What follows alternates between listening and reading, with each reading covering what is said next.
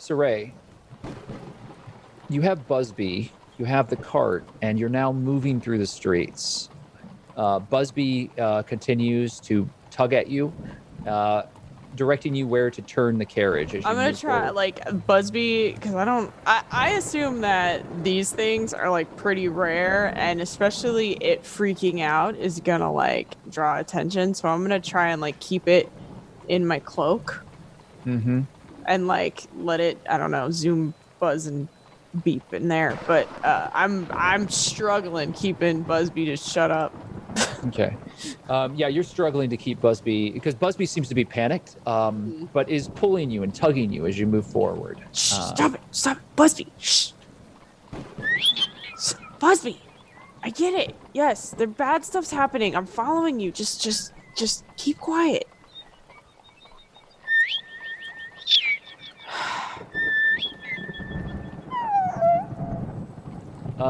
So you are being pulled through the streets, and it doesn't take very long before you realize that you are leaving the southern ward. Busby, where are we going?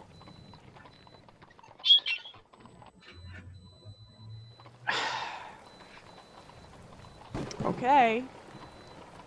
And then Understand after a few more moments, you find yourself at the gateway to the city of the dead.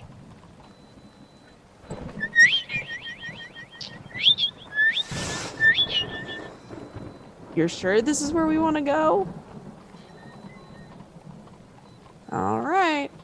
Before I enter, can I, like, look around and just make sure no one's following? Or no one's, like...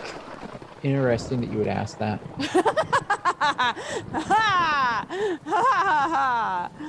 What? I just escaped those guards. I don't want... Your passive perception has told you nothing, but I'll roll your active perception. No. You don't notice anything out of the ordinary around you. However, I will allow you to make an investigation with a disadvantage. Okay. Because you're dealing with Busby, you're driving a carriage, and you're moving fairly quickly. Ah, the one stats that I have a negative in. Let's hope this one's like a nat 20. Oh, nope. Yeah, you don't notice. You don't think anyone's following you. There's the bad roll. You don't think anyone's following as you're moving through the streets. Okay. No one's... Okay, we're good.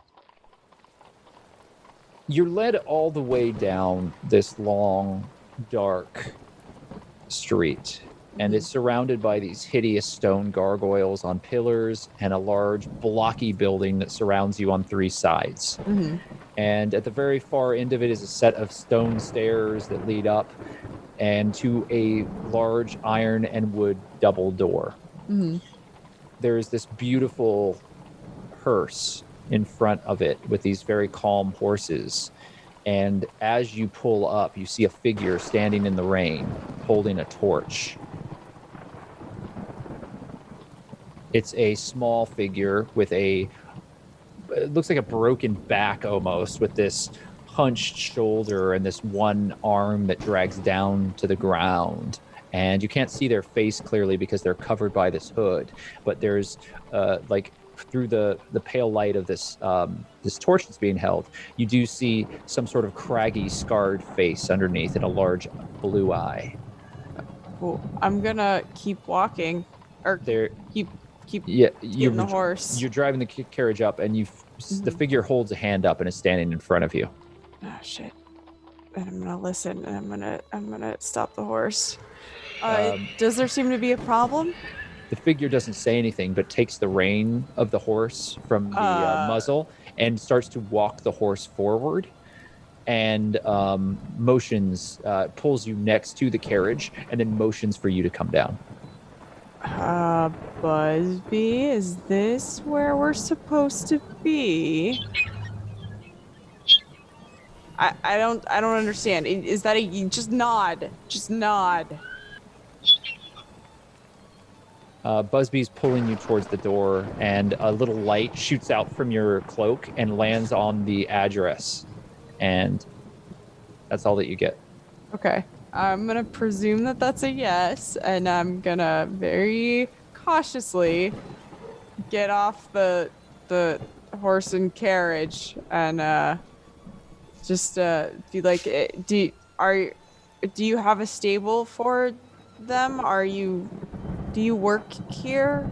To the Figure just holds a finger up to their mouth, and you see this just like horribly scarred and deformed mouth as they just hold the finger, this long weird finger, up against their lips, and then motion for you to come forward. Okay, and Siraye's gonna follow, but very cautiously, because this is very weird. The figure opens the door, one of the double doors, and leads you in. Do you go in? I'm gonna look around and see if anyone's following or looking or around. Mm-hmm. Make another investigation check with a disadvantage, please.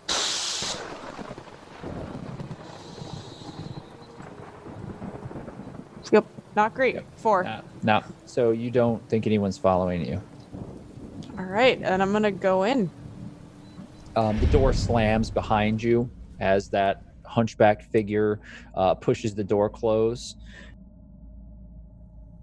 The figure then moves past you, walking with this lantern, just very slightly looking back every once in a while to see that you're following after. Can I insight this creature or this thing that I'm following? Like, does it seem dangerous? Does this thing seem like... You can make an insight Am I check. gonna die? You can make an insight check. Okay. Woof. 7. You're uncertain. You are uncertain as to whether or not this figure holds malice towards you. They are certainly not speaking to you. As to whether or not they have ill intent, you are unsure. So, with that said... I guess I'll continue following then. But I'm just going to be very cautious and on high alert, because... You're led down a number of staircases through long corridors with closed doors on either side of you. And eventually you get to an iron gate that is inset into a heavy stone wall. The figure stops, pulls keys out, opens the gate, and then motions for you to go through. What is this?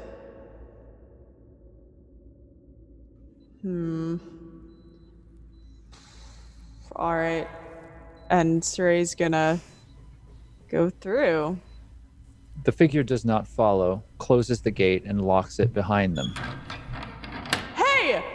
That, like, hands on the gate and, like, shaking it and be like, what's going on here? The figure walks away and you're left in the dark. Hello? Maglo, above at the steps, you hear Siraye screaming. What's going on? Hey! Come back here! Hey, Siraye! We're trapped down here too.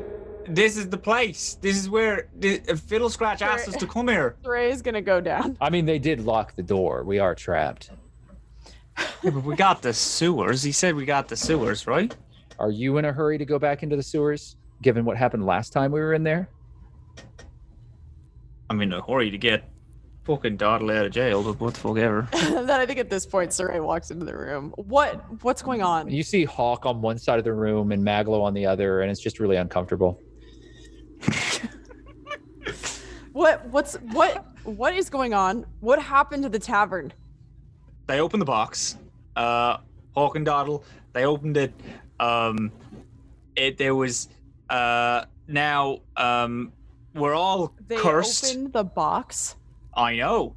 Now we're all cursed. She looks at Hawke. And getting hunted by this gang.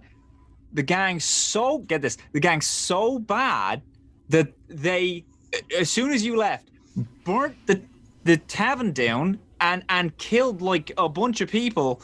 And then Fiddle Scratch was like, well, you're all fucks. You got to go to the live in this grave for the rest of your days. That's not exactly what happened. I'm not done. And then Doddle killed a man and got sent to jail.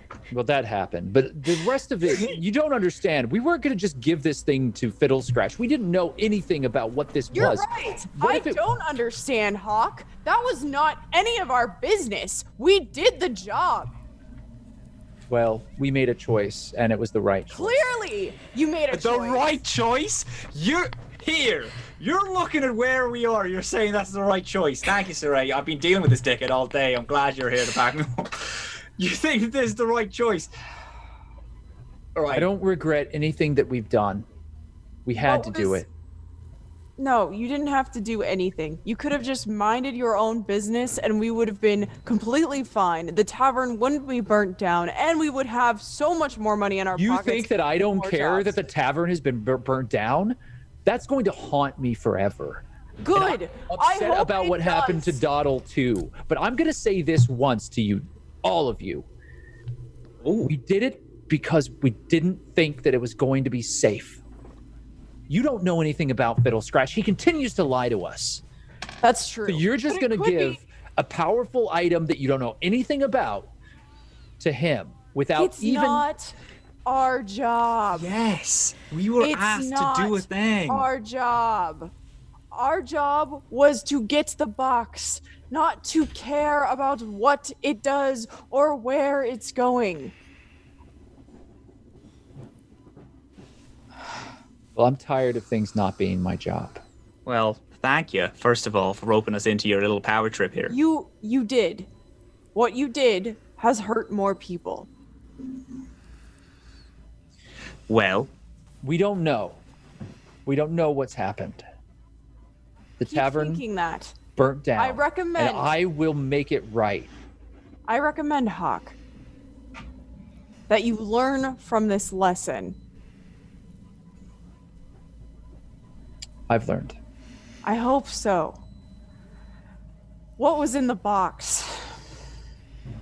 fucking goldfish or something. It was like a little fish Show in her. an orb. Show her. Oh yeah, fuck. This. I pulls it out. This was what's in it. And this is also what they're hunting. We think. Whoever's hunting us. Now, So- like, stretches his arm out, like, you can take it. Maglo holds out a gleaming, illuminated ball of water. It looks like glass, but inside of it, the water is perfect. It's blue. It's not. It's like crystal blue water, as if you were looking into a really deep, perfect ocean. And inside of it is this beautiful fish. It is a goldfish with these long, flowing fins, and its scales shimmer brightly with this orange, yellow gold that is almost iridescent in themselves. And while it is just a fish, it is probably the most beautiful fish that you've ever seen. Siraye's gonna take it out of Maglo's hands and inspect it. Is there anything odd about it? Maybe have I heard of such an object before in history, or You can make a history check with a disadvantage. another skill that I have a negative in? This is specifically towards the, Six, you got 15. 15. Yeah, you've heard about this. Fiddle Scratch had already mentioned it, but you know exactly what this is. Okay, Siraye's gonna just look at it. You know that there is... No one has really seen it, but the underworld talks a lot about the Xanathar Guild and the Xanathar itself. The Xanathar is a horrid beholder, a monstrous creature that is an evil outsider that controls Skullport, and some say Waterdeep itself. It is certainly in control of anything to do with the Thieves Guild within the city, and many of the other more despicable guilds. Anything that happens in the underworld, the Xanathars are in some way associated with it. And now you immediately link it and the understanding of what the Xanathars mean in relation to the small gang that you've been dealing with, the idea of this grasping eye. All of a sudden, your mind goes to all those symbols of a hand clenched around a single eye, and you realize that also could be the form of a beholder, that symbol was most likely a gang that was operating disguised as something that they were not, when in fact they were probably doing the dirty work of the Xanathar Guild. The Xanathars are nothing to mess with, and as far as the understanding of what that means for you and your companions, if the Xanathars wanted this and you've taken it from them, which, to be fair, Fiddle Scratch did tell you that this was a very important item that had great significance to many of the workings of the city itself. And you now realize that this fish is the fish that is rumored to be the favored pet of the Xanathar. A beloved creature, and while supposedly innocuous, the affection that creature has for this fish could level the city. I figured what would happen is Siraye would be like, I'm not going to tell any of you what this is, because this could possibly get us all killed. Who was in the room when you opened this box? Well, I was there and Doddle was there, but that was it. You were out, and we didn't think that Maglo would want to be a part of this. There were, I guess Doddle said there were magics that...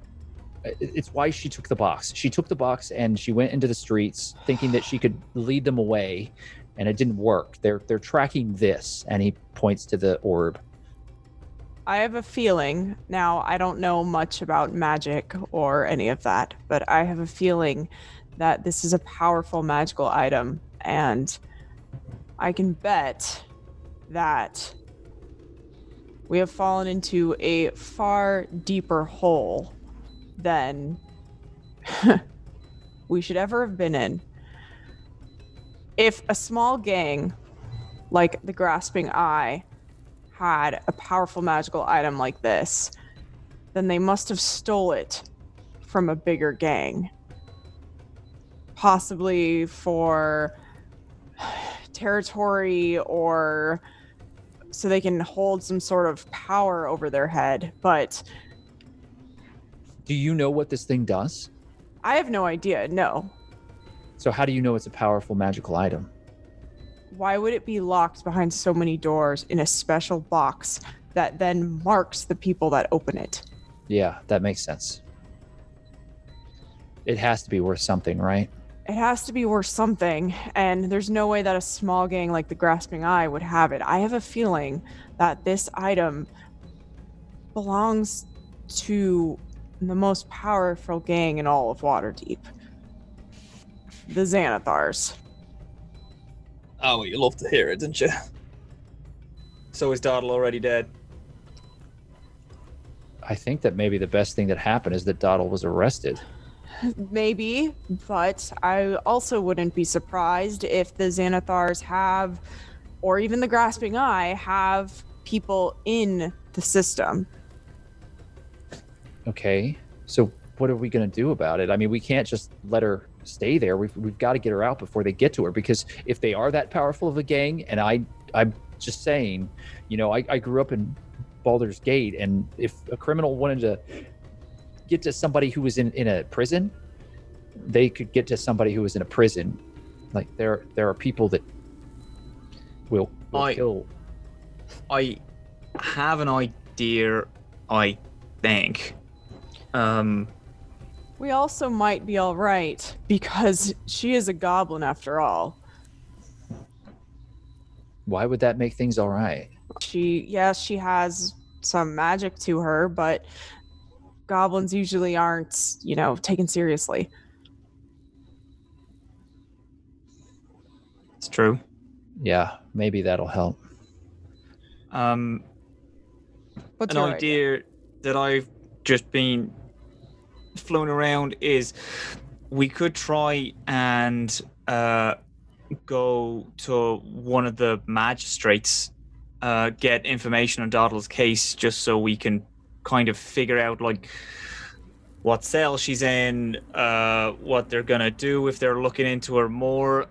The people that we spoke to who were at the scene when Doddle killed the guy, they were all just as interested in the fact that she was a goblin that could cast magic, and that seemed incredible to them. And I think they had slightly harder hitters than just generic inquisitors that don't question anything. They're just like, well, this is a done case. So I think that yes, she's probably safe, but I feel like we can get some information on how to help.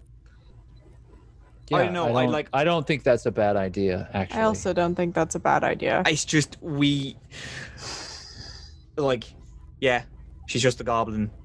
Whatever. We've known each other what, like 4 days, a couple weeks. But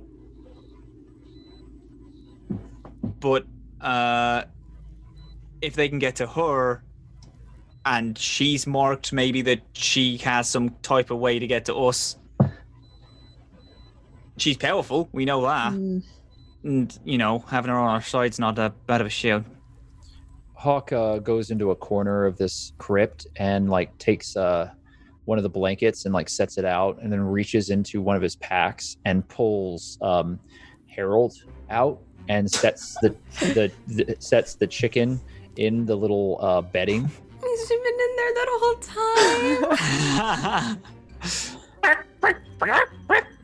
Look, I'm sorry, okay? I had to keep you safe. Doddle would have been really upset with me if anything had happened to you. Oh, that reminds me. Where's my little boy? Where's my little boy? And then Siraye pops out her cloak and immediately the automaton shoots out of your hands and into Maglo's arms. Hi, buddy. You did so well. We had a plan and we saw it through, and it was honestly, it was something to see. And now we're all here. We're banned for a hunt. Well, we're banned for like 40, but hey, good job. Why don't you do what you do, Siraye, and see if you can find out any more information on what the Xanathars are doing and how we might be able to avoid them? Because I don't know, doesn't it feel like if there's a gang that is going to, like, if they really are going to cause us a problem, this guild, there has to be people who don't like them or work against them, and maybe we can find a way to. Oh, sure, there are plenty of gangs that don't like the Xanathars, but the Xanathars are the most powerful gang in all of Waterdeep, and they're also tied to the higher ups of Waterdeep, the lords of Waterdeep. So sure, everyone wants to kill the lords of Waterdeep, but it's not as easy as just I don't know, I just thought I'd put it out there, but if you could do something, you should do it, unless you want to walk into a magistrate's office with Maglo and I. Well, let's take a rest. We've had, I'm sure the whole thing's a mess. Let's just calm down, take a rest. Doddle's gonna be fine, locked up in that jail for so long. And again, she's a goblin. It's not a big deal. No one's gonna think anything about a goblin. I don't know. I hope you're right. So plan, we rest, first thing tomorrow, we go, we save our goblin, and we figure it out from there? I guess so. What do we do with that? And Hawke points to the orb. Best bet is to probably pass it between Maglo and I. Yes, Captain. So you're going to take it for now? Sure, I'll take it for now. Hawke's gauntleted fist like grabs onto your shoulder. If you screw us over,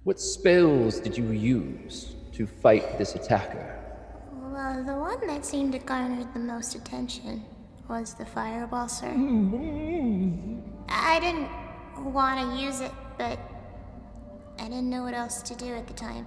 To use such magics within the confines of our city, it is wholly irresponsible. I know, sir, and I'm sorry. I wouldn't have done it under any other circumstances, I promise. Sorry indeed.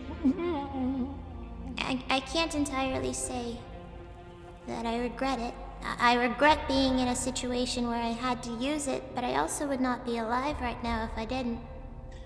I find the fact that you cast a fireball disconcerting.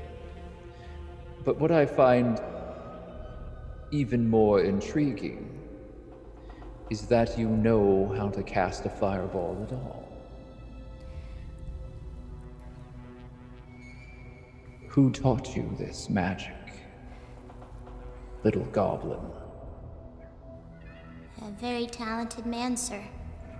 Yes, I imagined that he was a very talented man indeed. But that is an avoidance of the point. I'm afraid it is, sir. I would like for you to give me the name of this very talented man. I'm afraid I can't do that, sir. And I am afraid you have no choice. I would have to disagree with you, sir. I choose to keep a great number of people safe, and in order to do that, I'm afraid I can't disclose all the information here. Impertinence! Yes. Impertinence. You do realize where you are. You've looked around your surroundings and you know that there is no escape. Yes, sir, I'm not looking to escape. And are you looking to be executed? No, sir. Then I highly recommend you begin to answer my questions. I'm afraid, sir, to disappoint the people that I love sounds like a fate worse than death. This is Archmage Smygor.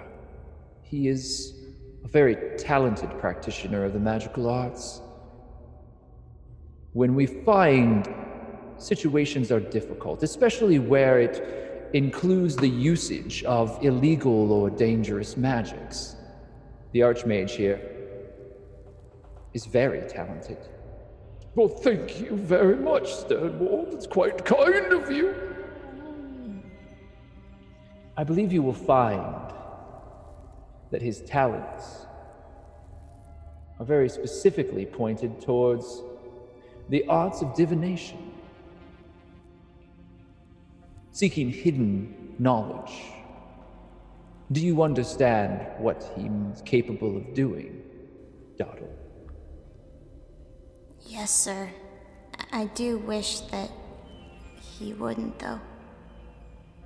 You will betray your friends and family and allies, whether you want that to happen or not. So I ask you one last time, what is the name of the man who taught you this magic? I'm gonna look at June's cell for a second. And look back. I'm afraid the truth is rather ridiculous, if I'm being honest. I'm afraid that even if I do tell you, I don't think you'll believe me. Try me.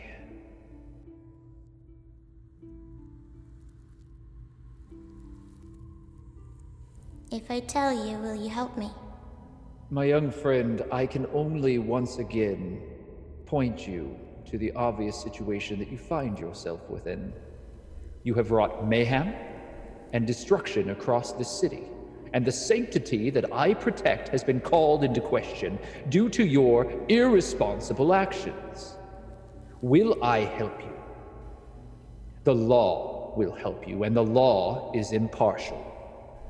Should you tell us the truth, you will do the greatest service to yourself that can be done, because you will be shielding yourself from the various workings of myself and my companion.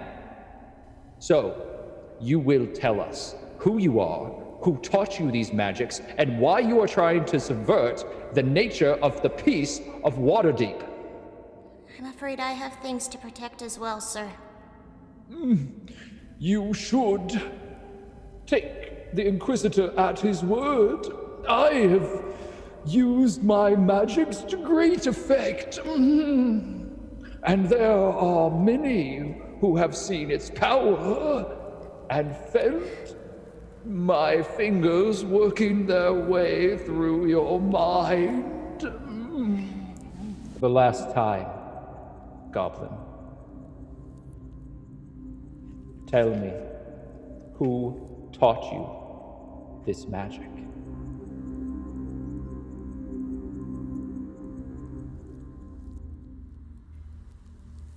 His name was Berthil Olathir.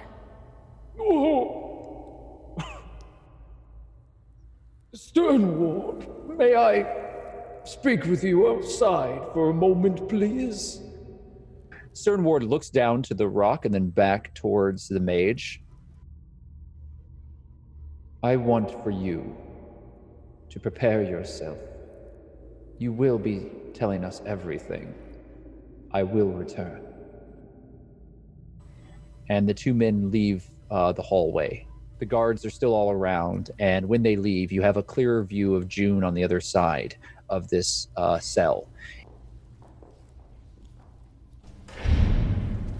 Can I run up to the bars? You certainly can. June, I'm scared. I walk over to the bars. What are you afraid of?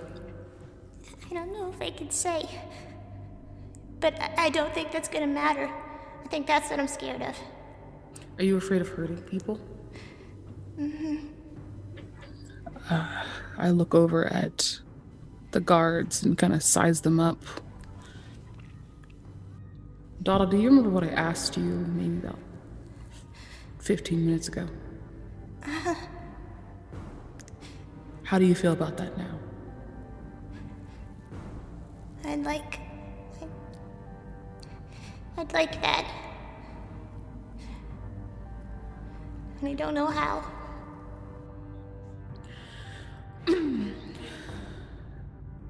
You wait. Okay. The door slams, and as you two are whispering, the guard hits June hits your bars with the butt of their halberd. Back into your cage, witch. She's not a witch! They hit your cage. Quiet, you. The man in the red and the mage in the blue step forward. Guard, I would like very much for you to open this cage, please. Can I back up to the very end of my cell, please? You back up to your cell as the guard produces keys and unlocks the cell door, and it creaks open. The man in the red and the man in the blue both step into your cell. As I was telling you, Doddle, you have caused a great deal of chaos. There are things that we need to know, and my associate and I have discussed it. We cannot trust you. The Archmage is going to take what we need. Smigor, please. The ponderously large man in the blue robes begins casting a spell as he whimpers magical words under his breath. What's he doing to cast a spell? His hands are moving back. He's doing a verbal component, and you can see that he is holding on to a focus of some sort, a gem that is around his neck, a very fine necklace. I'm gonna try to knock the gem out of his hand. You rush forward, and I will allow an unarmed strike as you attempt to knock the gem out of his hand, breaking his concentration and ruining the spell. I like how June told you to just wait. It's like, no, chaos. No. June was like, wait for the moment. I said 13? That's pretty decent. It's pretty decent. You do rush forward. You are going to incite an attack of opportunity from Stern Ward. However, you do knock the gem in Smygor's hand. I'm going to roll to see if it breaks his concentration. Okay, we'll find out the result of that in just a moment, as now Stern Ward is going to take his attack of opportunity upon you and is going to backhand you across the cell. I swear upon the gods old and new, he rolled a natural 20. No! Smack the crap out of her. Yeah, Doddle. So you're taking 12 points of damage. It is non-lethal, but it just rings your bell as you lift up off the ground as the back of his hand strikes your face. I'm gonna assume that I healed since my Yes. long. Okay. You fall backwards and you hit the wall, and this little trickle of blood works its way down your nose. That was foolish. Smygor continues to cast and completes his spell. I need you to make a wisdom saving throw, Doddle. Oh, no. Can I bite him? You are currently prone. Oh. My belly's doing funny things. I'm sorry. I hope it's not the storytelling. No, it's so good. I'm having so much fun.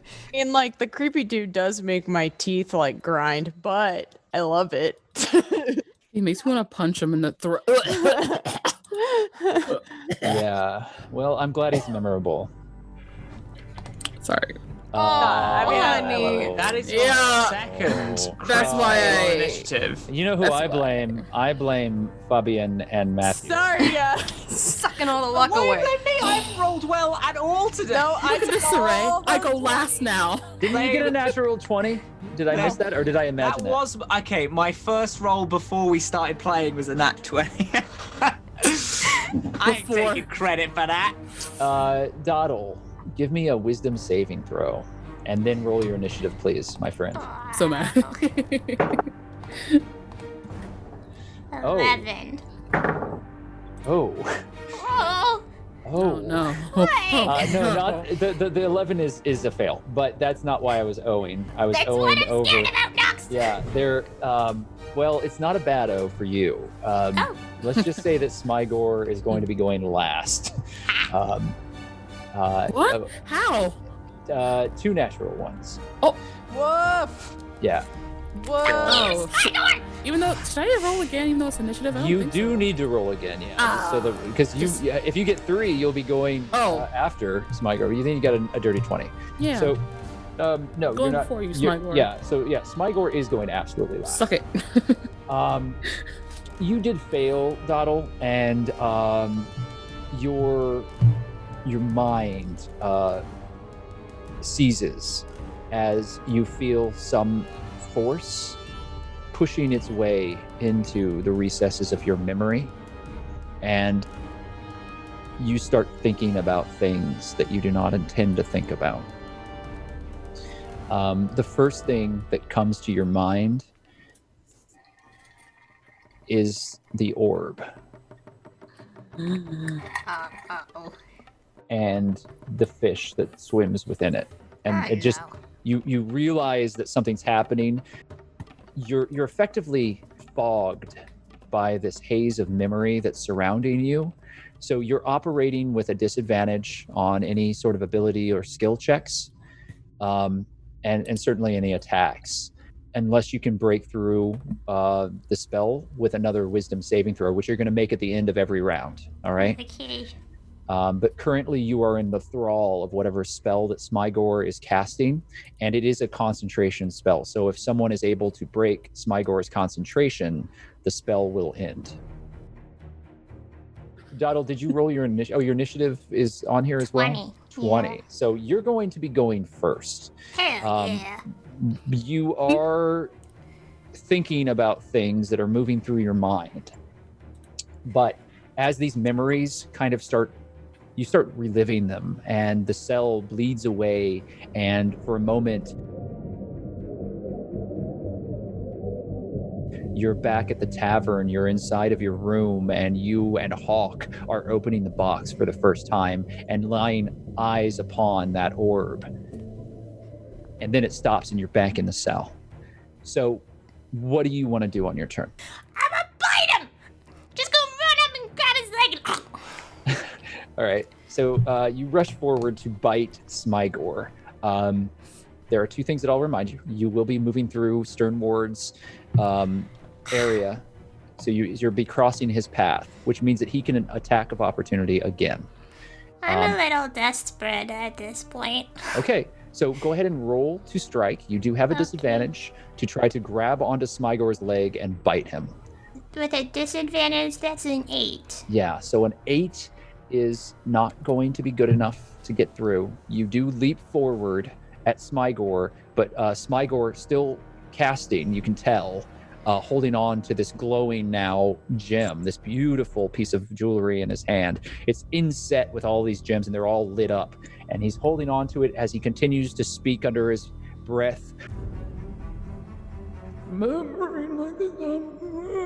As he's casting this spell, and you feel this encroachment into your mind. And you jump forward at him and you miss. You're lying in the ground and you see Sternward's boot, since he's going next. Or actually, it's the attack of opportunity first, and then Sternward goes on his normal turn. He stomps down at you and actually misses you. So he doesn't hit you, but his boot lands right next to your face. And you can see that he has a sword that he's drawn from his side. It is now Sternward's turn. Sternward levels the sword upon you, doesn't strike you with it, but holds it to you. You can make an athletics check to try to break out of what is effectively a grapple. He's putting his boot on you and holding you down on the ground face up with his sword pointed to your face. Well, that's a 3. In that case, his boot is firmly on your chest and his sword is now pointed to your face. Do not move again. You'll regret this. It is now the guard's turn, who block the doorway. They are moving away from you, June, and they're now standing around the jail cell that Doddle is in. However, they're not looking at you. It is now June's turn. June? Bet. Okay. So no person here is looking at me at all. No one is paying attention to you at all. Bet she casts Sacred Flame on Sternward's hand. Okay. You might think it's Doddle, but oops. Prison fight. Prison fight. Get the other prisoners involved. Start a riot. Your spell DC is, I think, 14. Is that correct? No. 11. So the flame shoots out and it does burst in Sternward's hand. That I'm assuming you were going for the one holding the sword, correct? Yeah. Okay, so the one holding the sword, and immediately Sternward kind of steps backwards a little as this burst of flame erupts in front of him. Narratively, his boot comes up and then kicks Doddle in the side. I said not to move. My bad, girl. Hey! You're a little rough with her. One of the guards turns to you. Shut your face. I just think that you're being a little rough with someone who you don't even know who they are. Might be a little dangerous for you. Yeah.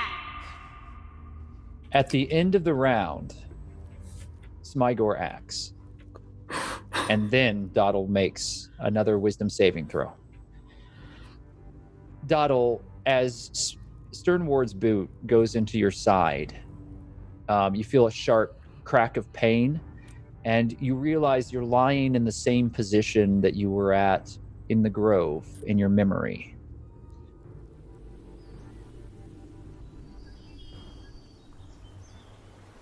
And you're now back there. Dodalia.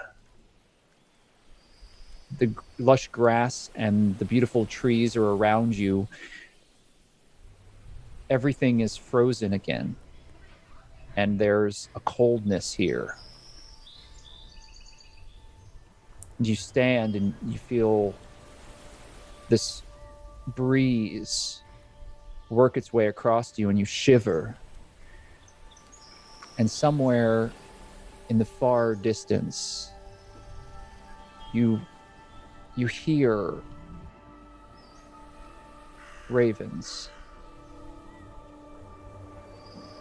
far, far away, echoing through the sky.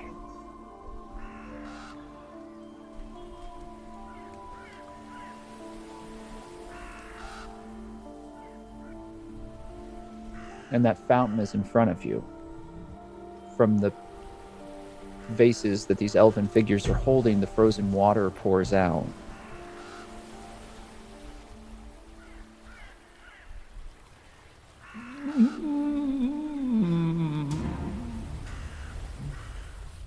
Now we're closer to understanding the truth, aren't we? No. A figure appears on the other side of this fountain. A shadow, wavering, the large, ponderous form of the man in blue. Now then, my dear, let's find out what your name is. How do you know this isn't a trick? Because you're crying. And down the side of your face, you feel tears working their way across you. Make a wisdom saving throw. Ah! 11. I'm gonna throw hands with Smago right here in this grove. I swear, I'm gonna do it.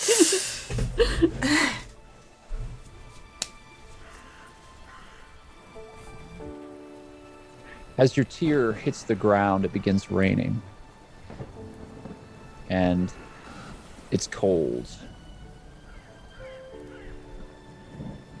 You're staring at this figure as it becomes more and more solidified around you, Doddle. It's now your turn. What do you do? So, if I'm Dodalia, and I'm in this grove, can I still do magic, is the question. Well, your hands are free here, My hands are free. and as is your mouth. So you should be able to cast anything that you want. But that is the question, because I wasn't able to do that until I got goblinified, because my connection to the weave was weak as hell, so... So are you the goblin or are you the elf? Which are you? I don't know. You could certainly try anything. How close is he? He's probably about 20 feet away, on the other side of the fountain. 20 feet! How far can I want to get closer to him. Can I get closer to him?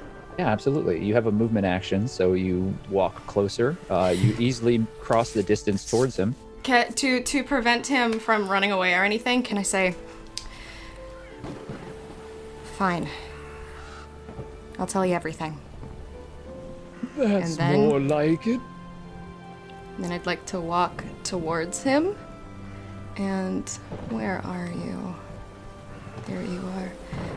Once I get as close to him as I can, I would like to spit in his face, please and thank you, and use that drop of water to cast tidal waves, so I picture the water from the fountain, like, splashes him.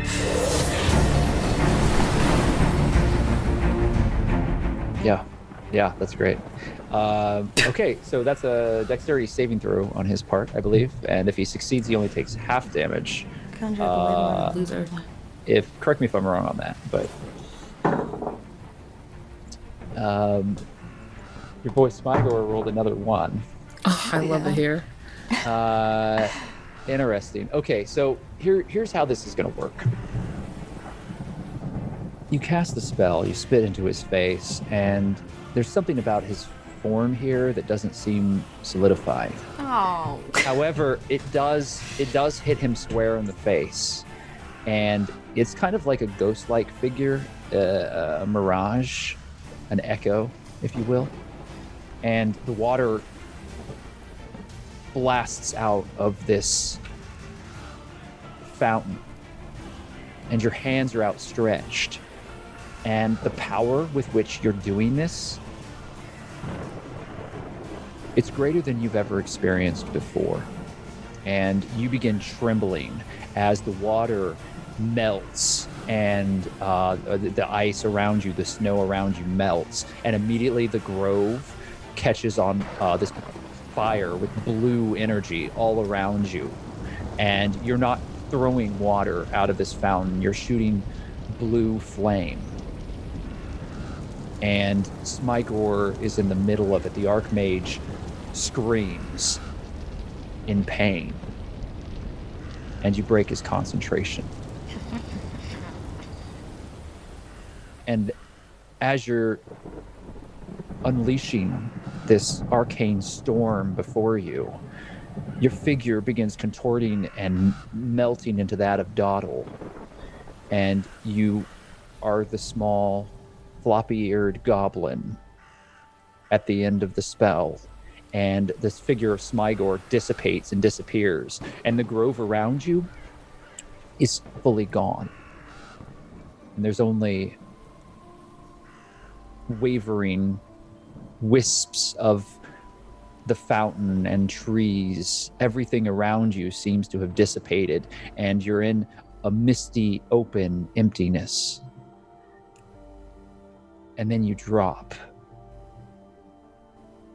weakened from the effort of what you've just done. And your eyes open, and you see Sternward standing over you. And it's now Sternward's turn. And looking to Smigor, who has just screamed in the cell and been thrown backwards as blue flame erupts out of nowhere on his person. The Archmage stumbles backwards and hits the wall as the guards rush forward to try to put him out and hold him down.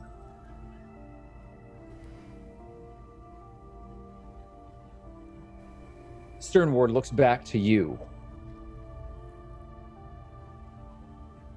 And there's caution in the glance that he gives down at you.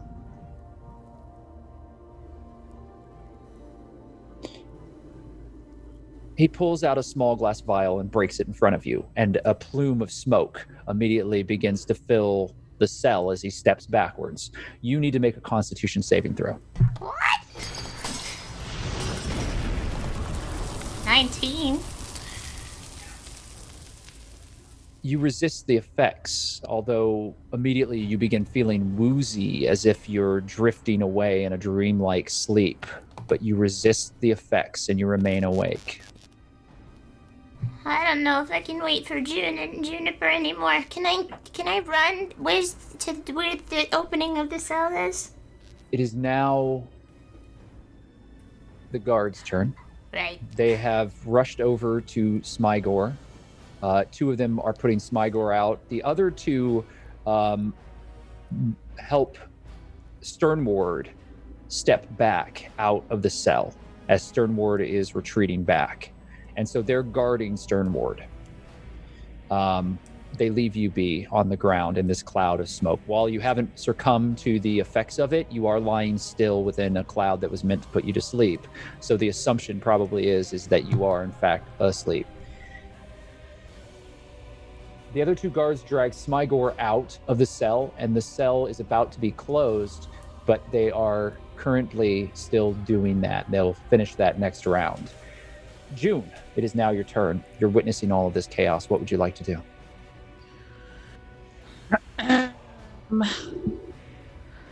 Oh yeah, there's like little sticks and stuff near me, right? You have sticks, there's straw, you have stuff in your hair. There are little broken pieces of things all around you. The cell is fairly dirty. Bet. Okay, she's gonna. June's gonna thorn whip to keep that door open, and she's gonna try to latch onto it. So yeah, picking up a little bit of straw and some little bundles of sticks, you immediately kind of tap into yourself, and this vine grows out of nowhere as you shoot it forward. The door isn't going anywhere, but you are trying to hit it with a specific... Do you want to use acrobatics? I feel like acrobatics is probably good. Yeah. Make an acrobatics check to try to strike and entangle the door.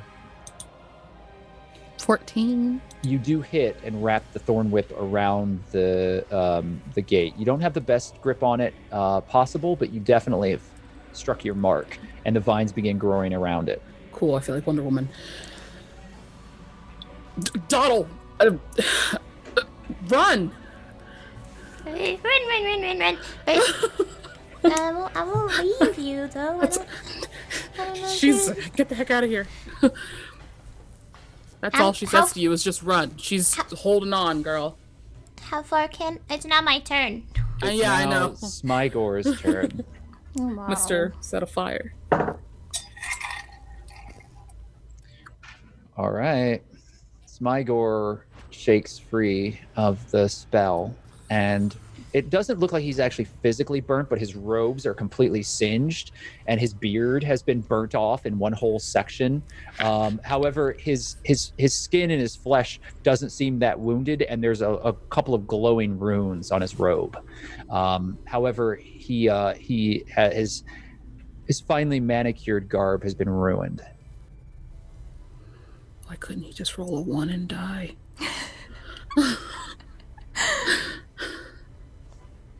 Smygor produces a small gem from a pouch, and it is crystal clear and finely wrought. It's about the size of his eye, and he raises it up and looks into the cell and murmurs a word as the gem begins to glow. And that's all that he does. It's now the start of a new round. Doddle, what would you like to do? I'm gonna do it. Juniper told me to, and I'm gonna run. Hold the door. Okay, so yeah, there's a vine that has grown out of Juniper's hands and has wrapped around the cell door and is keeping it open as guards are starting to rush towards it. You run out of the cell. 2 of the guards immediately have attacks of opportunity upon you. Well, let's just see how they do. First one is going to miss. Second one, I'm not sure. And also, I have to take into account that you don't have your equipment on you. No. Let me make sure. Which door? Which door? Which side does the door open on? Like outward, but like It opens outward. Yeah. which side? What do you mean side? Do you mean like does it open in between you and the? Like is it open? Like does it open out I to the see, right I see. or the? It opens out and into the right, which means that it opens so that the open part of the doorway is more or less pointed down the corridor towards the doorway out. If that makes sense. Bet. Okay. Yeah. Okay. All right, so they do hit you. This is non-lethal. It is a club strike as the guard hits you with the wooden club for 3 points of damage. Ow. How many hit points do you have left, Doddle? 21. 21. So it does hit you. It doesn't knock you completely unconscious. You don't think that they're going to be as kind in the future, trying to hold you back. But the first one hit you and missed. Hit at you and missed. The second one hit you, and you feel your shoulder kind of bruised as this wooden club hits you on the side as you slip right past. Hold there, you! Stop! As you slip right past. The whole time, Archmage Smygor continues to follow you with his glowing gem watching you.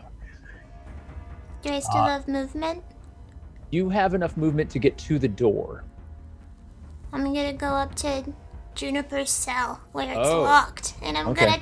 gonna try and hit the lock With what? with my fist. Okay, so What are you doing? So go ahead and make an unarmed strike against the door of the cell, as your metal restraints hit on. You got a natural 20 on an unarmed strike. So Cool, again. you hit the lock. All right, I'm gonna give you the shot here. Roll it again. If you get 2 natural 20s, I swear to you, you're not gonna have to make any further rolls, and the door will just no. Damn. You got a 2. That was impressive, Doddle. So let me go ahead and see how this lock holds up. All right. So, Doddle, you reach back and you strike the lock, and there is a weird rumble as the metal pinions inside of the door break free, and the door just slightly squeaks open inward into June's cage. I got you. You've heavily dented your constraints, and you feel this reverberation of metal that it's worked its way through your body to the back of your teeth. But you did actually break the lock, and the door to this cell has swung open, completely against all odds. You have managed to break this cell door open. Hell yeah. So that means that your turn is done. You are now standing in the center of the corridor. The door is now open. It is Sternward's turn. And Sternward is going to step forward and is no longer going to be taking careful actions with you. Oh. Sword in hand, he steps forward, seeing where this is going.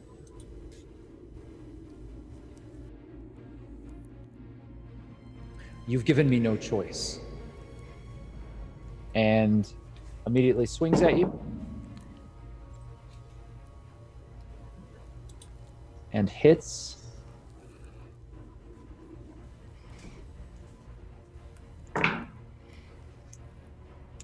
For 10 points of damage.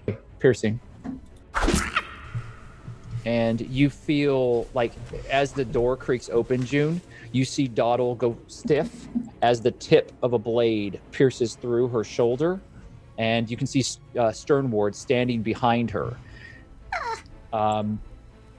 Second action, I need you to make a contested grapple with me as he's trying to pin you to the wall. So make an athletics check or an acrobatics, your choice. Acrobatics +3. 12. You do not escape as he pushes forward with the blade and actually pins you to the wall. And so you're facing the wall with this blade pierced through your shoulder, and it hurts incredibly. And it's gone all the way through, and it's pushing you into the stone, and you feel trapped, and you can't move. As that door has just opened, it's just cracked open a little bit, you know? And you're not certain, June, but you don't know that Sternward is aware that that door is now unlocked. Sternward's turn is done. It's now the guards. They are, 2 of them go and they block the doorway out. The other 2 stand by Smygor as Smygor continues, enraptured, to watch Doddle with this strange glowing gem in his hand. June, what would you like to do? She's gonna take her freaking movement. And she's gonna go and burst through that door. Oh god. So which side it doesn't matter. She goes to the side where they are, where he has her pinned. You might want to put her down, or this entire hallway is gonna grow spikes. Okay, so you stepped out of your cell? Yes, I did. You're guarding the wrong door, fellas. All right, so you have stepped out of the cell. Your hands are extended. These vines are around you. And you make this threat. Make an intimidation check, please. No. I don't know. Oh, no. Oh, no. Well. Sternward looks to you and smirks, and then looks back at Doddle. You may want to get back into your cell, or else this small goblin will pay the price for your impertinence. Brain blast. Okay, she's gonna keep her arms outstretched. So there's clearly something going on with that goblin, right? Something different? And you're just gonna try and kill it? I have been a member of the Inquisition of Waterdeep for more years than you've been alive. Kindly find yourself back in the cell and I will handle this investigation. Thank you. You're not handling it very well. You don't know who you're dealing with. Guards, seize her. Screw it. She's gonna... This might hurt them a lot. They might die. Who cares? Wind wall it in front of that door to push them back out. All right, that's a dexterity saving throw as you release a wind wall in this small confined area. It's a strength saving throw. They both fail, so you can go ahead and roll your 3d6 bludgeoning damage. They can go ahead. Or 3d8. It's 3d8. Suck my butt. I got 12. 12. So yeah, you clatter the two guards up against the wall with this gust of wind, and they hit the ground, pulling themselves back up. It doesn't look like it deeply wounded them, but they're definitely bruised and battered now. So with that, we'll come back to the two of you.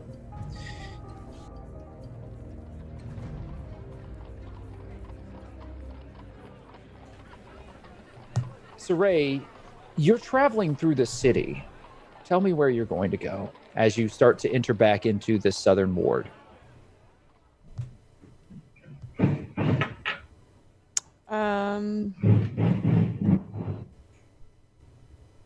Our neighbors are doing things.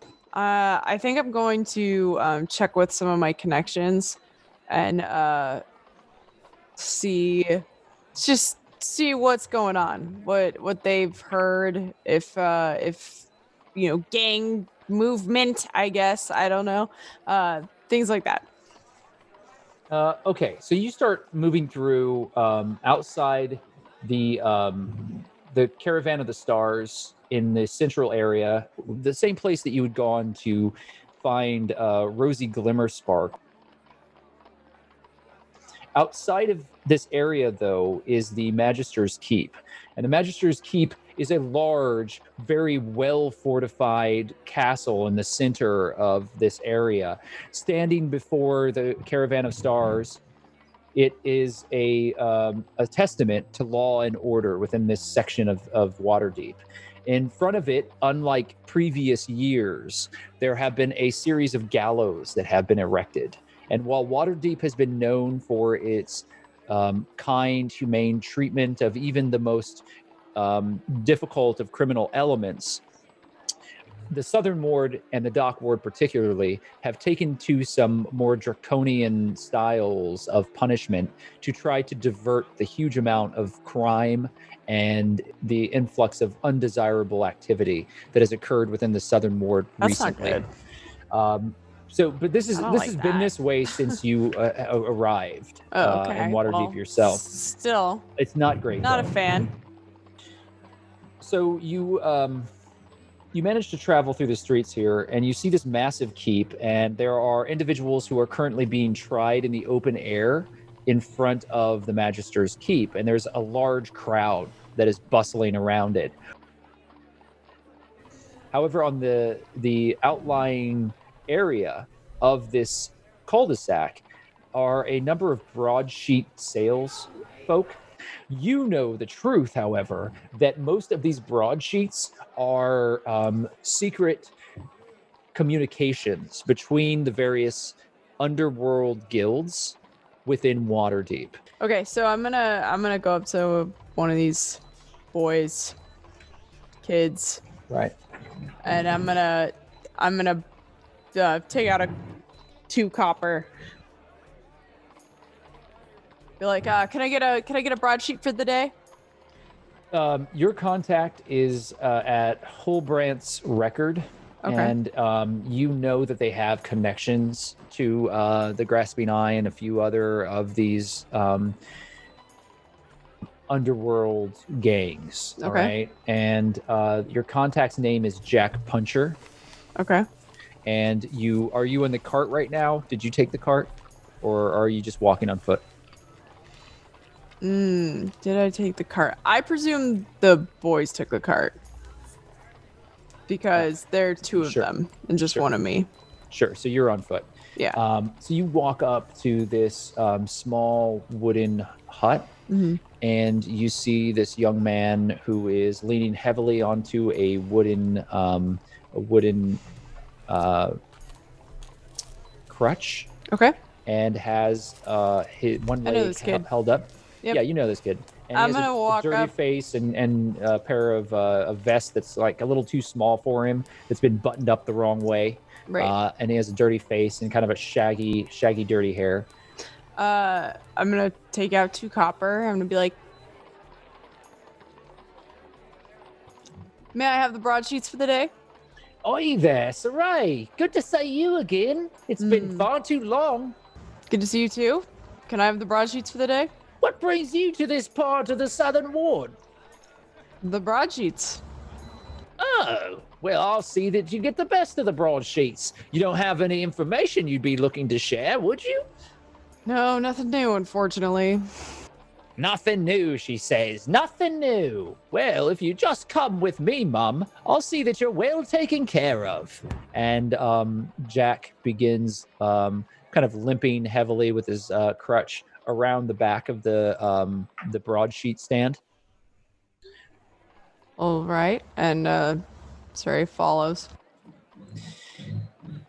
As soon as you're back there, kind of out of the view of the public, Jack sets down the cane and walks very confidently over to a pile of broadsheets, cuts it with a knife, and then picks up a set of pages from the bottom of it, pulling them out, shuffling them together. I think this is going to be what you're looking for, Siraye. Here you are, and hands you a broadsheet. I'm gonna look it over and see if it is what I'm looking for. That'll be 1 gold. Well, I don't know if this is what I'm looking for. How do you know what I'm looking for? 1 dragon, please. A golden dragon? That's the going rate for the information you're asking for. She pulls out a golden dragon and gives it to him. All right, that will purchase my discretion. Now then, what are you looking for? Well, the news on the street. What's going on? Well, you've got it. I've given you a broadsheet. That's the news on the streets, right? Okay. And then I'm gonna look it over. Any bounty on anyone in our party? Item lost and if turned in. Just something, anything that might mention the Xanathars are looking for someone or something, or the Grasping Eye is looking for someone or something, or any of that, any territory dispute, if there's some dispute between the Xanathars and the Grasping Eye, any of that stuff. There is coded information inside of this broadsheet, and you notice that the various stories on the front of it are very innocuous. It's things like, mercantile goods reach an all-time high in the Southern Ward. Magistrate Mortimer Welber cleans up the streets, and it's lots of just like really boring looking broadsheet articles. However, when you start to look on the back of the page, you start to notice that there are little crossword puzzles and other things that have been added into the broadsheet that have been partially filled out. And as you start to unravel the code, which you discover that there are activities that are happening with the Zentarum that are specifically at odds with the Xanathar Guild. And there's a lot of turmoil currently within the city. Additionally, there is a rumor that a series of shipments that have come in from overseas have arrived in Waterdeep and are threatening to cause a great deal of disturbance within the dock ward because they were bringing very strange magical cargo. Creatures of magical blood that were fairly numerous, and also shipments of strange alchemical components. And that a number of these ships have been put into dry dock, and investigations from the city have begun. And that anyone who's in the dock ward currently who's harboring any of these illegal goods is recommended to stay hidden for the next couple of weeks.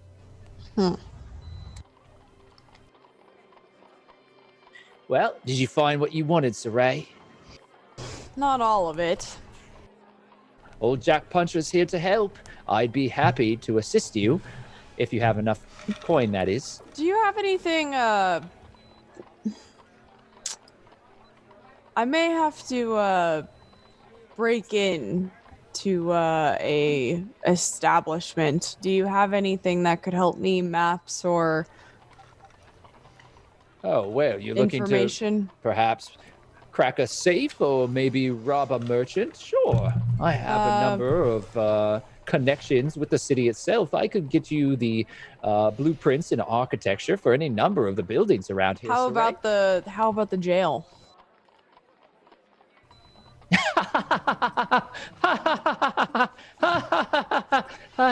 You're not joking. No, I'm not. What have you gotten yourself into? I haven't gotten into anything. Someone else has. Well, look, if you want to just end it all, I could sell you a fairly good blade. No. It's suicide. You couldn't possibly be thinking of trying to break into the keep. What if I did have certain information about the keep? What would that be worth to you? Well, how much money do I have?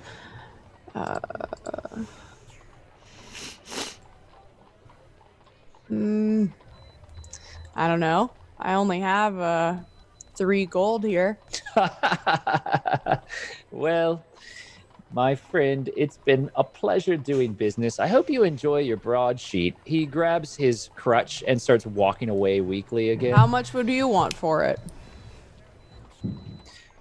I couldn't give this sort of information up for less than, shall we say, 50 gold? I don't have that now. However, I am about to come in to quite a bit of money and can happily pay that once I get it. Broadsheets for sale. Broadsheets. I don't have that money, so I can't buy it. So how much coin do you have? I have literally 3 gold. I'm not lying. I find that so hard to believe. I spent 1 gold just now. In the previous episode, I spent 2 gold, or I spent 1 gold on him, and I think some copper, but I didn't count the copper. And then I only started out with 5 gold. So, All right. Well, that is what you have. As you're about to leave, Jack Puncher stops. All right. I understand you're having a hard time. What do you have in collateral? nothing besides the clothes on my back and my spear, and I'm gonna need both of those. Well, it seems as if, ma'am, you are ill-equipped to undertake such a very difficult criminal. I'll tell you what. I'll pay you 10 gold in interest. It should only be a few days before I get the full amount. I want 3 And let's gold be- now. I want 100 gold when you're done. 100 dragons. Sight unseen with the 3 gold now. That's my only offer. Sorry, Mum. It's hard days. Tell me about it. Yeah, no, I'll be like, fine. 100 All gold right. then. 3 gold now. Don't forget that part. And she hands over the 3 gold. He, the little hourglass-shaped gold pieces, he tosses them up, catches them, and throws them into a pocket as quick as you could, and looks to you, smiles, and then reaches into his back pocket and hands you a folded-up old broadsheet that's wrapped up with a string, with a piece of twine. Now then, if you were to get caught with this, where did you get it? You have nothing to worry about. Very well, here you go. And he hands you the wrapped up piece of broadsheet. Well, it's a pleasure doing business with you. Always a pleasure doing business with you as well, Mom. And he turns, broadsheets for sale. The Hildebrand record. And you are now standing alone on a busy street. Maglo.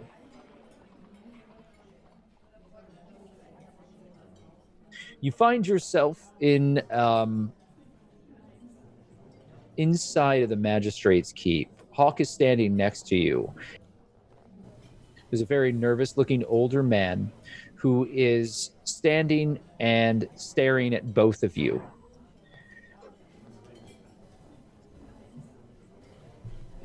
I understand that you are here to speak with the magistrate, but I have yet to fully understand why the magistrate should speak with you. We're just in a bit of a bind at the minute, and we just need like 5 minutes just to talk to them about something, about a case in the keep that's real interesting that happened earlier today.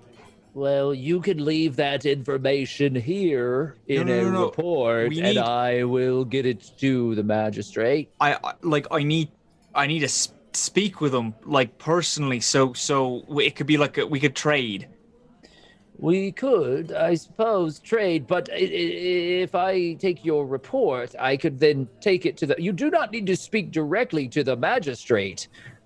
Not everyone who walks off the streets here is able to just march into that office. I know. Officiant here. I do have some small amount of sway with the city. I have worked for years to establish a rapport with the people. Just tell me what you need to say, and I'll see that it gets there. Al looks over to Hawke and shrugs. Look, listen, you're gonna take us in there right now. I am not.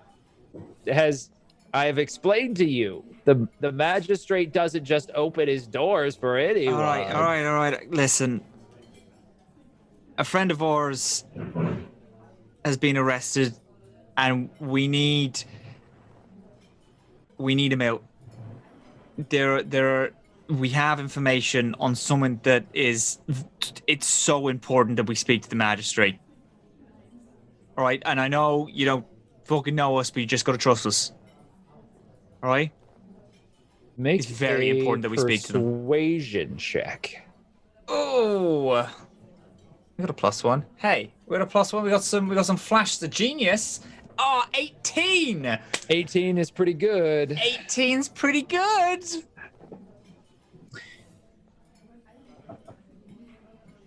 Well, I can't in and make out. any promises, but if you wish to wait, you and your rude friend here, I can see if the magistrate has an opening sometime in the next couple of hours, but there's no guarantee. All right. Okay, sure. I don't think that many of you take into consideration how difficult it is being a public servant in one of the busiest cities in all of Faerun. I know how hard it is. Just I know. run up to my desk telling me that I have to do something.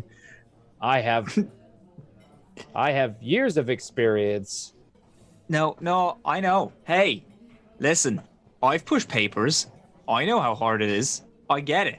You and me. Do. Your Yeah. hand cramps up after a while. You're writing with the It's ink, awful. and the quills are not comfortable. And just They can covered, and then afford- you get an itch, and you scratch your face, and you got ink all over your face now. You look I like an can't idiot. tell you how many times I've done that. It's awful. embarrassing because you don't realize it at first, and then you walk around and you have a smudge on you. Look, And you just scratch have your a nose, seat you got a here. mustache. Let me see what I can do for you, young man. All right, thank you. You're such a nerd. Listen, it got the job done. At least I'm not fucking swinging my dick about. So the two of you sit there. Some time passes, and I want you to just make three natural, or just roll, not natural 20s. You're not going to get natural 20s. Make 3 rolls, d20 each, just straight unmodified. Okay. Do you want me to make them one after the other, or all at the same One time? after another, and I'll tell you when to Beautiful. stop. 3. Keep rolling. Pathetic. Keep 8. rolling. So bad. 12. All right. Listen, we had slow progression there. If we keep going, I'm going to be hitting 20s all the time. Yes. Yes. So you both are sitting there for a very long time. Hours go by. You and Hawke are just kind of in this uncomfortable silence as you're sitting inside of this huge hall.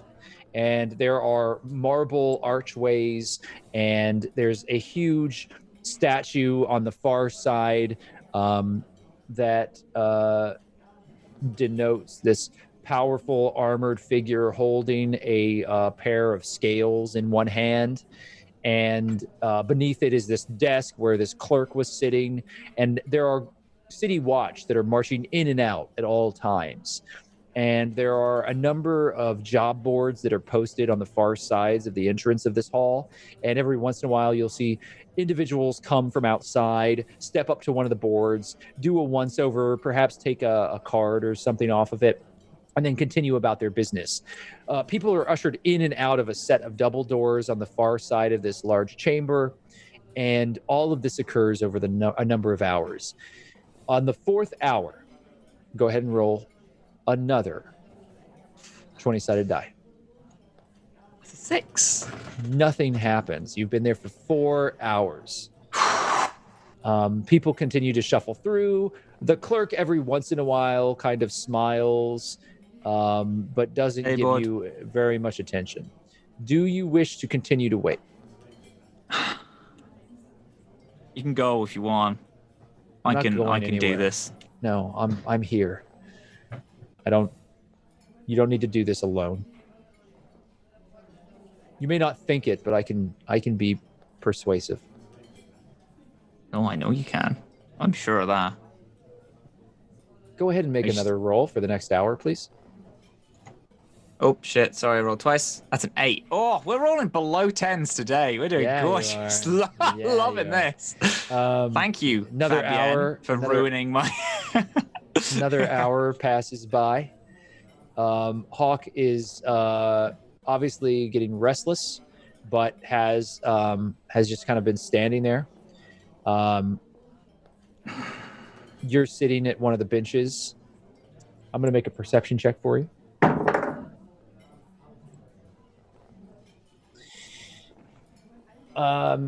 You notice that the people who are walking in and out of this door that's behind this clerk all have the same sigil on their armor, or they produce it from a coat or a pocket or something, and it's a simple sigil that they're showing and they're stepping through. Do you want to make another check here? See if the next hour brings you any luck. Oh, fuck, dude. The rolls I've been making are 3, 8, 12, 6, 8, 3, 4. Yeah, so it's getting late in the day, Yeah. and people keep moving in and out. It's becoming very clear. Anything on the job board? I would have walked over there in like the last 5 hours. Yeah, listen, there are lots of things on the job board. There are individuals who are looking for mages of certain skill sets. It all seems to be for legitimate trading purposes. There's bounties and wanted posters.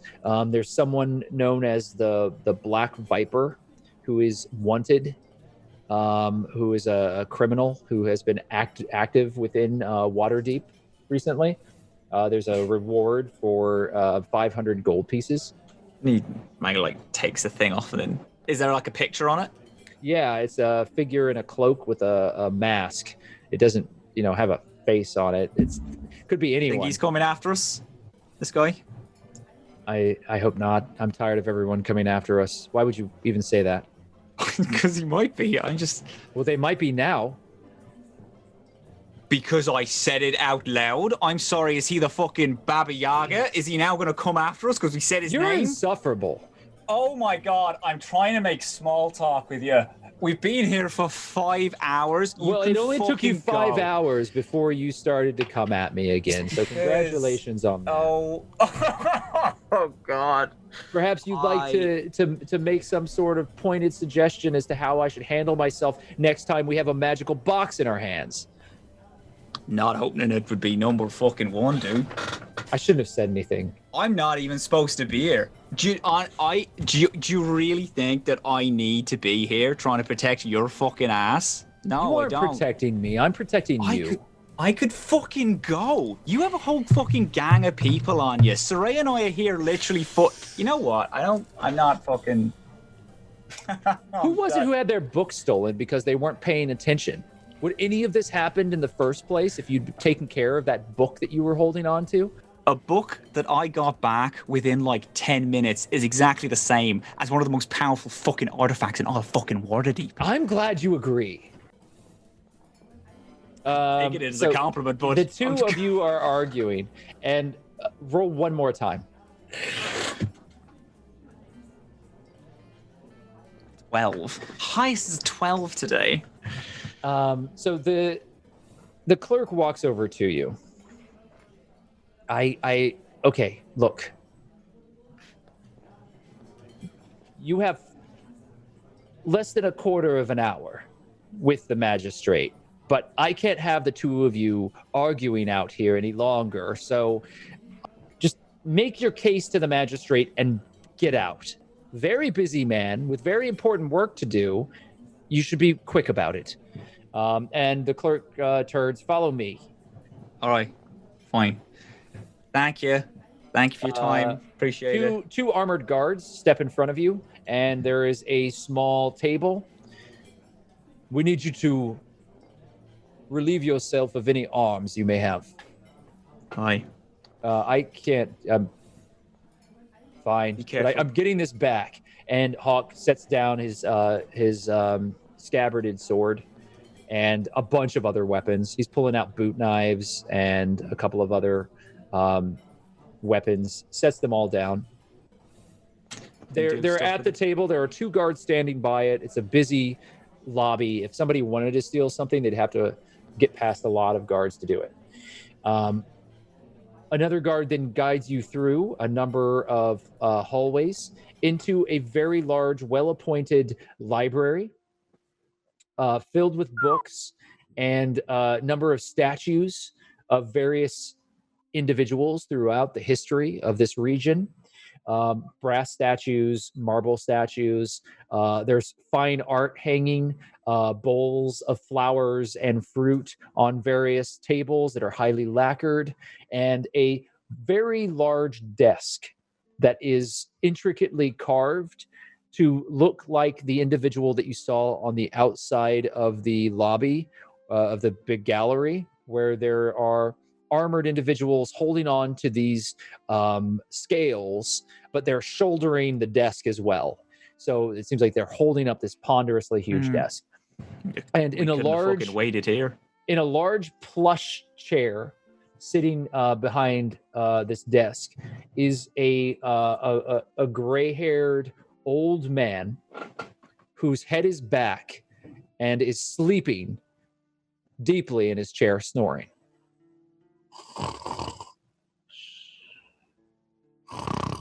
Hawke, I'm going to need you to say the first few fucking words, because I swear to God, I'm going to lose my shit. We've been waiting this guy for having fucking power nap.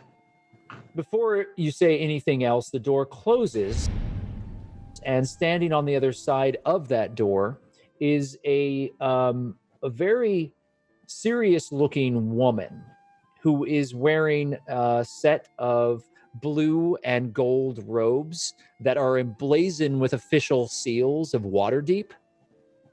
There is the crescent moon and the mountainside double crest that you can see emblazoned on the side of these robes. And her hair is a beautiful platinum color, but has been braided very neatly behind her. She seems to be of middle age, but the few wrinkles across her face do not in any way diminish her beauty, but rather add to it. And there is a sense of knowledge and understanding in her eyes as she steps forward regarding both of you. Hello, my name is Rihanna Bellevue.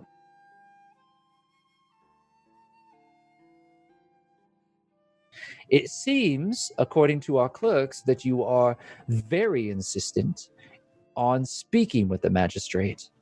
Is that true? Oh, yeah. It seems like he's busy, though, so would you want us to come back in 5? No. I would prefer you did not come back. Please, both of you, have a seat. And she points to a pair of plush chairs that are in front of this desk, and she steps up the little platform and then leans against the desk, almost entirely eclipsing the appearance of this sleeping old man. Now then, I understand that you have something you were hoping to say. Please say it now. We wanted to speak to the magistrate, so... You're speaking to me. Speaking to me is the same as speaking to the magistrate. Continue.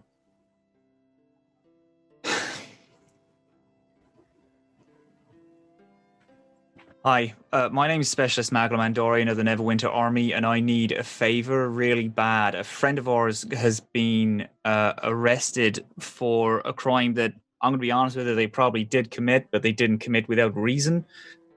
We've gotten into a lot of very bad shit. There seems to be a gang who's hunting us because of reasons. And the person who got arrested is... we need him out. And I know that doesn't mean anything to you, but we do. It's important. They're not fucking not going to last. The people who are after us are apparently so extremely powerful that they have hands in every single pie all around Waterdeep. Would that be the Xanathars? Aye. She's absent-mindedly turning a ring that's on her finger, on her left hand. That's very interesting, Maglo Mandorian. You can see that there's a little glint in the ring in the gem on inside of it. Every word that you've just spoken to me is truth. I find that very interesting. Have we just walked into a trap here? No, but you might have. The wrong city official, the wrong words spoken to the wrong member of the city watch. I imagine the wrong misstep at this point in your journey could have easily led you into a pauper's grave. Yet here you are, alive. And what was your name again? Hawke, ma'am. I'm Hawke.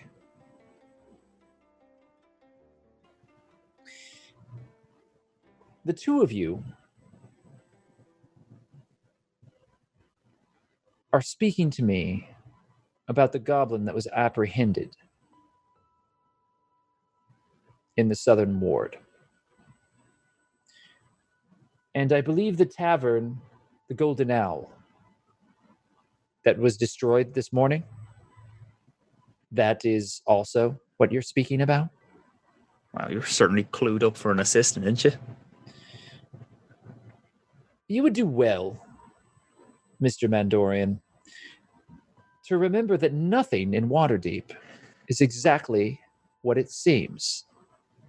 And that just because something may look a certain way, you can almost be assured that it is more than what you are able to perceive with your two eyes. You may see an assistant, but I can assure you that were Magistrate Welber awake, he would very quickly and curtly kick you to the curb. You see, speaking to me is far better than speaking to him, because I actually care. I mean, don't get me wrong. I definitely know that I'm speaking to the right person. The nobility in this city controls everything when you look at it from the surface.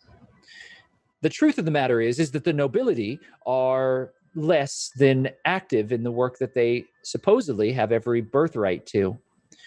Many of the nobles find themselves more indulged in pleasure than they do in the actual ruling of this city. It is left to us, who come from common birth, to find our way, to build ourselves up into positions of power.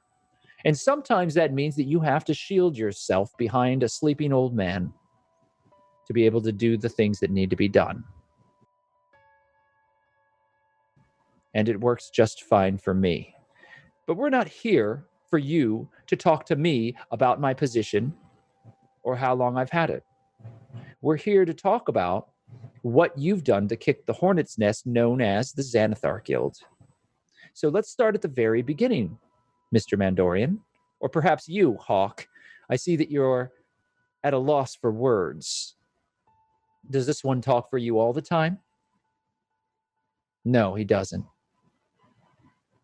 But what he says is right. That goblin, she has to be freed. Why is that?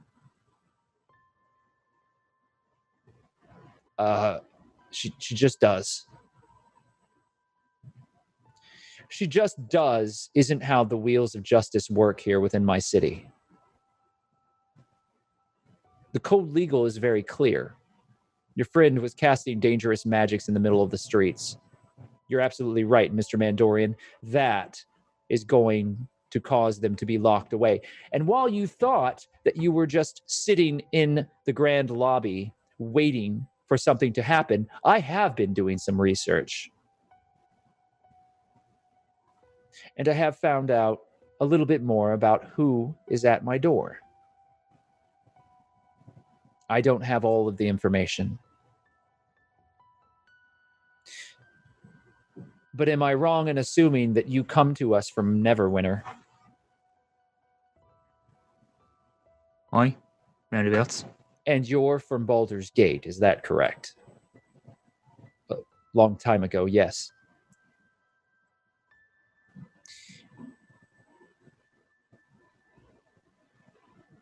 There are some things I don't know, and I would like for you to illuminate me.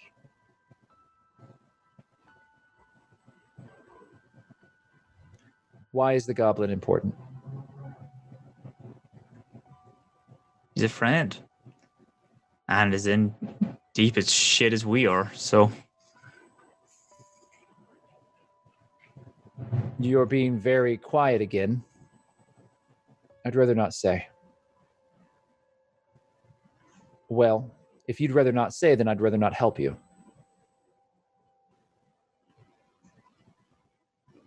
she knows something about the place I'm looking for. That's why I want her. What place is that? Teowin is a city in Evermeet. Evermeet. You seemed so logical. And now I'm wondering, are you seeking buried treasure, Maglo Mandorian? Children's tales? We know that Evermeet exists, but for anyone to think that they could find it without the express permission of the elves is ludicrous. Seeking it because no one tells me what to do. No one tells me what I can and can't find. Perhaps you would be better suited chasing rainbows in an open field. It's not much to claim if you just find a rainbow. Either way, I can't promise anything about the goblin. It's out of my hands. The Watchful Order is now deeply involved in this matter. Do you know who they are? I mean, we've heard stories. The Inquisition is controlled by Castle Ward itself. Our sphere of power here within the Southern Ward stops as soon as they and the Watchful Order are involved. The Mass Lords themselves have taken interest in this situation, which means that the highest authority within the city is going to be looking into the very unfortunate events. I can promise you that Magistrate Mortimer Welber will not be executing the goblin unfairly, and that as long as the goblin cooperates, she will find clemency, at least until the investigation is fully completed. Your friend's life is immediately in danger. And if you have upset the Xanathars, I guarantee you that absolutely no one is going to be entering this keep and taking her. That would also be ludicrous.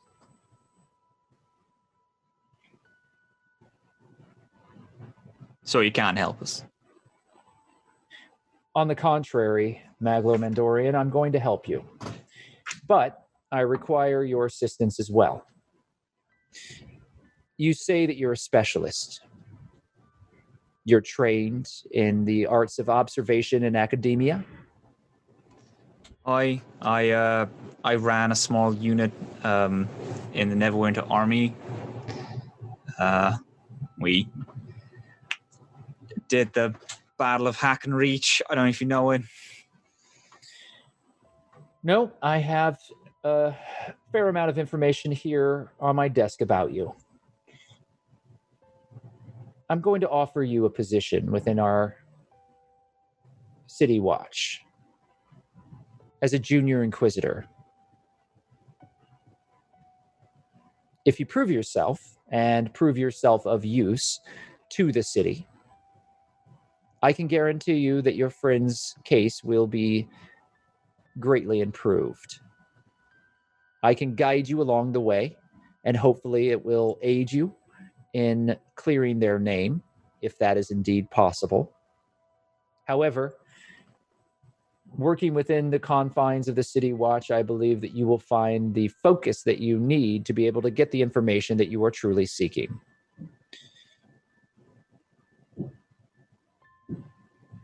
Hawke, you will be paid and put onto payroll as well.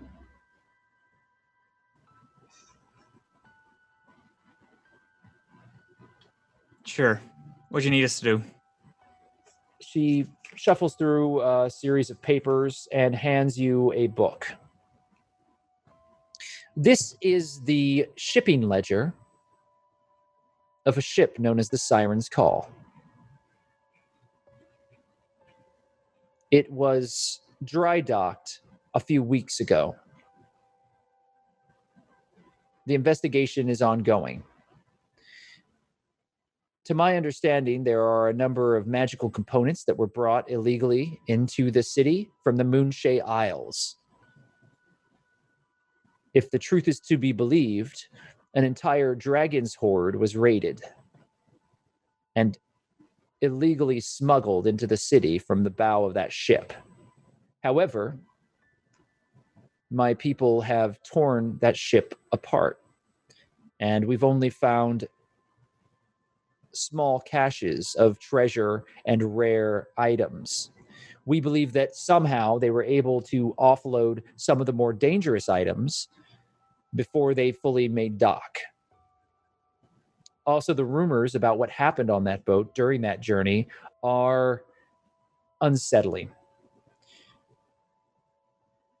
Apparently, a priest of Lathander leapt into the ocean, and the captain was killed in a mutiny. Brutally killed by the crew. However, as one would expect, no one on the crew is taking responsibility. And as we're not about to prosecute an entire ship's crew over a situation that did not happen within the borders of this city, we're running out of options.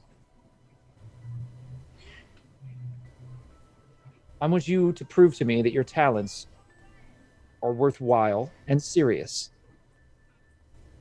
I want you and Hawke to prove to me that you have the best interest of this city in the actions that you take. If that is true, you will have made an ally out of me, and if you do that, I can promise you everything that can be done for your friend the Goblin will be done. I don't trust everyone in this city, and neither should you.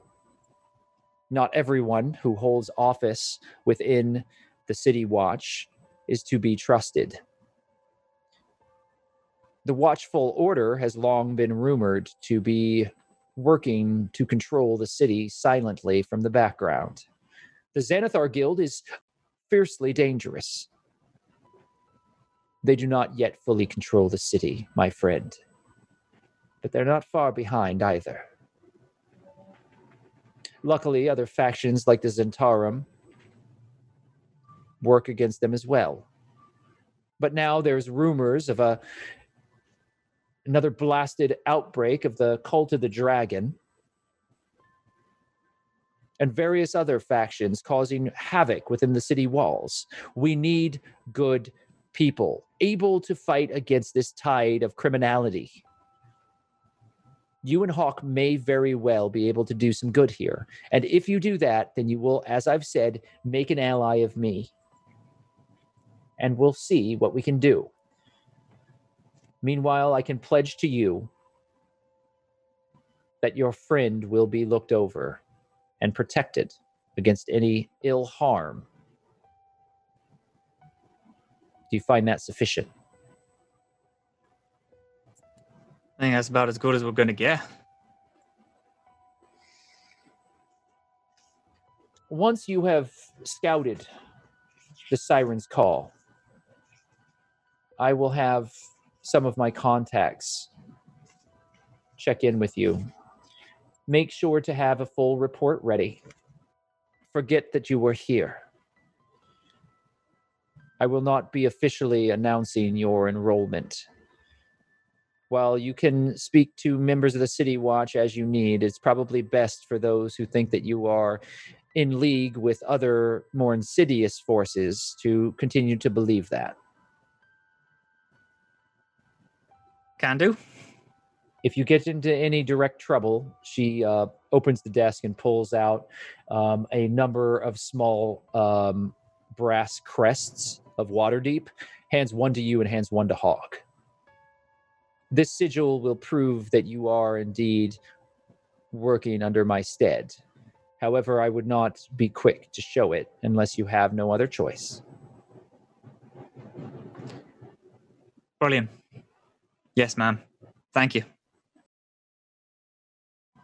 Is there anything else that the magistrate can help you with? No, thank you. You've done more than enough. We'll check on that boat. We'll be with you. And then Maglo turns and leaves. Goes to leave. Maglo, you step out of the keep, and Hawke is trailing behind you, sort of in a daze, looking behind him and then turning back down. What just happened? Well, we did what we could to get ourselves a fucking foot in the right direction. What was with the lack of responses? I could have used any help there. I just didn't feel like anything that I said was going to be okay. She was using magic. Did you see that ring? She could tell if we were lying to her, and if I said anything at all about Doddle, then she would know the truth. We did. I just said everything about Doddle. We just said all the stuff. That's not all the stuff. Whatever. Well, let's go check in with Siraye. I'm done with you. Yes, and he let's. walks off into the street. You're done with me.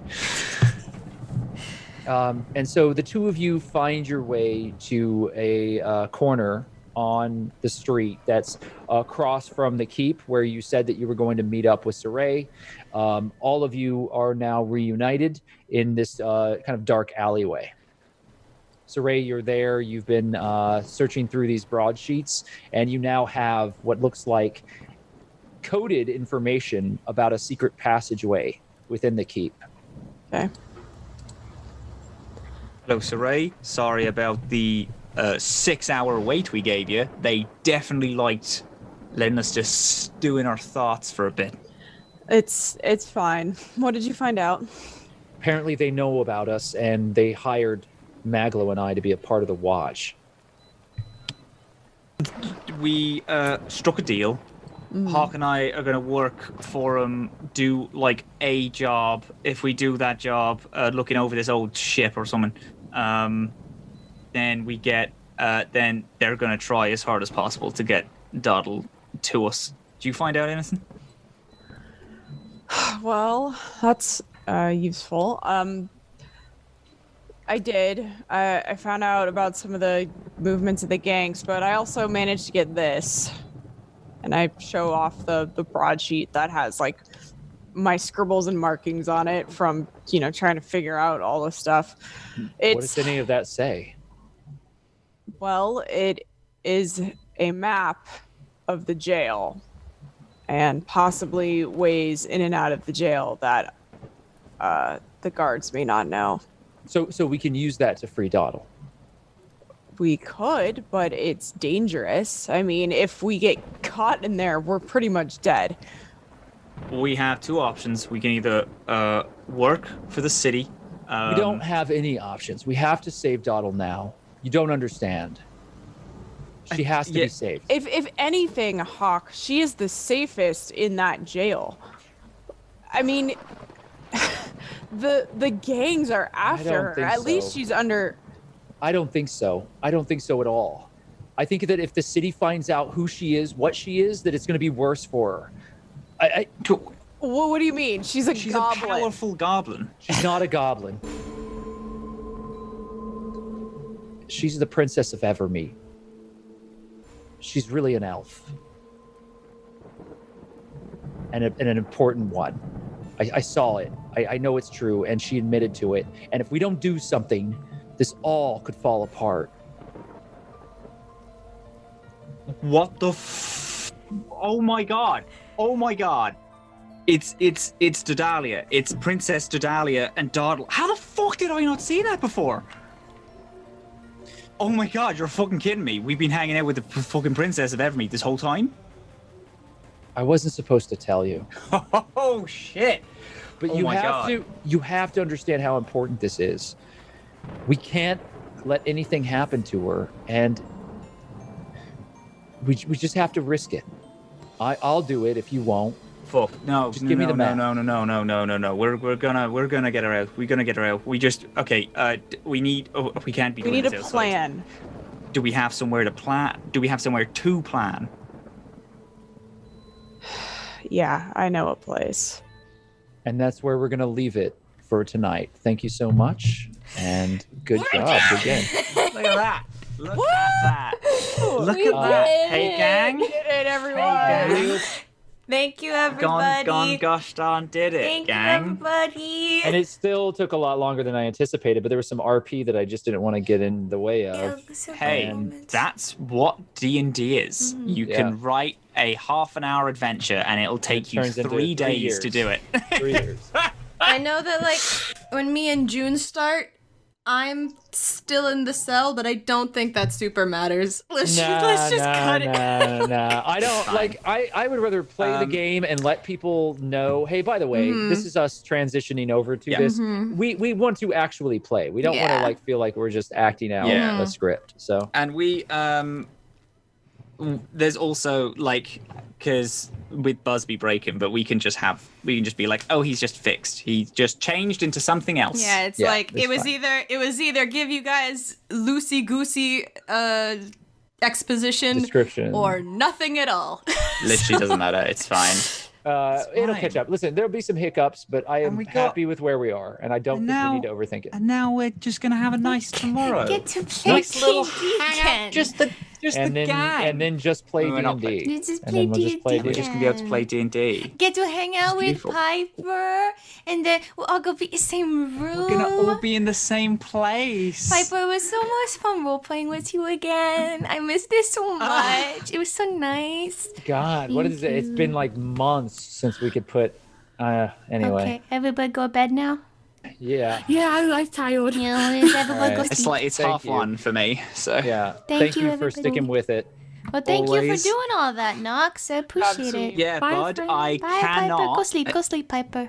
Bye, bye. I'll go sleep now. Bye, Go bye. back, go Thank bedtime. you. I, Bye, bye. Yeah, but I cannot even begin to comprehend the amount of work putting it together a few prequel sessions. Like, well, I typically wouldn't have asked for a redo, but like last session when we tried to do this, I just felt like we're too close to sacrifice quality, and I'm glad that we waited this week to do it. But I'm glad we're done. And then tomorrow we're all gonna meet up and hang out. Yeah, Right? I watched the Yeah. Grinch. All right. Well, I think it's gonna gonna be be fun to beautiful. just be social. Yeah. And then when do we return? We've got a couple of weeks, right? we have a couple weeks break, yeah, and then I'm not sure when. All right. Yeah, All right, you two. See you soon. beautiful. Okay, bye. Yes. Bye, everybody.